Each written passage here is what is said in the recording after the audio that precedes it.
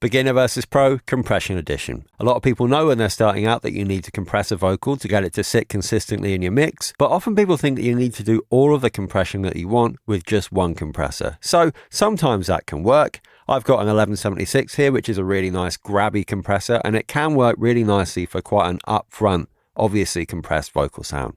But what you find is when you feed in something like a vocal, which is quite a dynamic source, the gain reduction is going to vary wildly.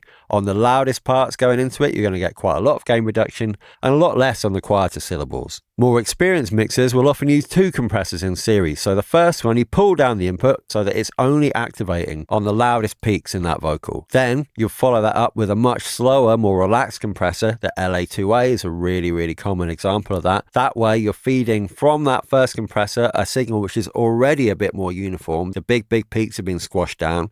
And then when you get that into the LA2A, that's just going to act to really smooth out the body of that vocal, giving you a much more upfront compressed vocal that will sit really nicely on your mix without the kind of compression artifacts that you might hear from working one compressor too hard.